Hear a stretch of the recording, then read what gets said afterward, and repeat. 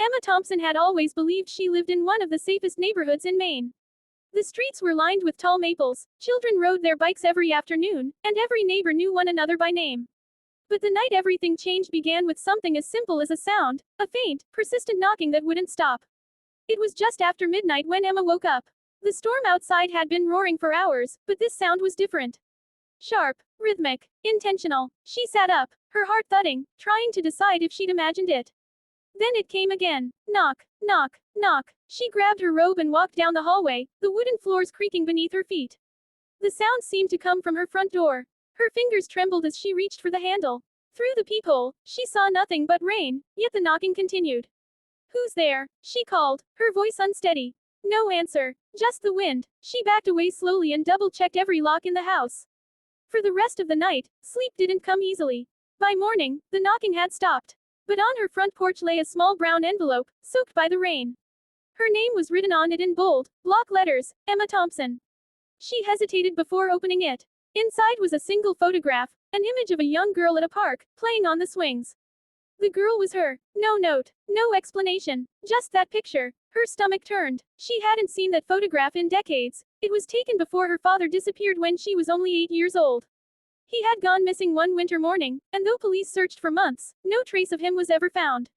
Her mother rarely spoke of it afterward, saying only that, some doors are better left closed. Emma thought the past was buried, but this letter had unearthed it. She decided she couldn't stay silent anymore. That evening, she walked over to her neighbor Ryan's house. Ryan Miller was in his mid-30s, kind, and had been one of the first to welcome her when she moved to town after her divorce. When Emma showed him the envelope, he frowned deeply. Are you sure no one came by? He asked. Positive. I was asleep. When I woke up, it was there. Ryan nodded. Maybe someone's playing a prank. Still, it's weird. You should tell the police. Emma agreed. The officer on duty, a calm woman named Officer Reed, listened carefully. She took the envelope, promising to dust for prints. Before leaving, she asked if Emma had any enemies or old acquaintances who might want to reach out anonymously. Emma shook her head. Her life was quiet, predictable. Or so she thought. The following nights grew stranger. The knocking returned, always around midnight, always 3 times. But every time she looked, no one was there. On the 5th night, she'd had enough. She called Ryan and asked him to come over. He arrived quickly, flashlight in hand. They sat in the dark living room, waiting. At 12:03, it began. 3 knocks. Ryan ran to the door and flung it open. But again, nothing. No person, no tracks, only rain. Then Ryan noticed something on the welcome mat. Another envelope. Inside was another photo, this one of her father, standing near a lake. The same lake where he'd last been seen. This can't be happening, Emma whispered, her voice breaking. Ryan stayed the night to keep her company. Neither of them slept much. The next morning, Emma decided to visit her childhood home 2 towns over, now owned by another family. She drove for hours in silence, clutching the 2 photographs tightly. When she reached the old house, memories flooded back. The blue shutters, the porch swing, the oak tree her father planted. She knocked, and an older woman answered. I used to live here. Emma explained softly. My father disappeared years ago.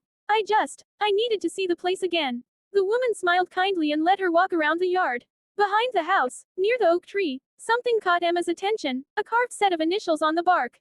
Her father's, intertwined with her own. Underneath was something new, freshly carved letters that read, Still here.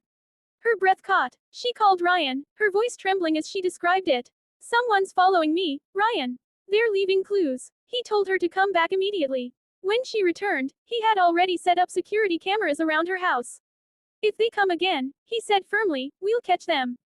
That night, the knocking came again, but this time, the cameras caught movement. A figure in a dark coat, standing in the rain. They never approached the door, just stood there watching. When the police reviewed the footage, the figure's face was obscured by the hood. Emma's anxiety deepened. She started to question everything. Was it possible her father was still alive? Or was someone trying to torment her with memories she tried to forget? One night, as the rain poured harder than ever, she found herself whispering to the darkness, please, if you're real, if you're out there, don't stop until I know the truth. That's when she saw it. Another letter slipped under her door. Inside, a map. A red X marked the lake. The same lake from the photographs. Ryan insisted on going with her. The next morning, they drove there, the early fog rolling over the water. They searched near the old boathouse, where Emma's father had once taught her to fish. There, hidden under a rotted plank, they found a small metal box. Inside was a faded journal, Her father's handwriting. The final entry read, "If anyone finds this, know that I didn't leave by choice. I'm being watched. If you're my daughter, Emma, never stop looking for me." Tears blurred her vision. The words felt alive, like her father was speaking through time. The police reopened the case, and within days, new evidence emerged, fingerprints matching a man who had worked with her father before his disappearance. The man was still alive, living quietly in another state. When questioned, he confessed that her father had discovered corruption in their company and was silenced for it. Emma's persistence had unearthed a decades-old crime. Months later, standing by the lake again, she whispered, "I begged him to never stop, and he never did." She believed somehow, her father had guided her, through those letters, those knocks, the signs no one could explain.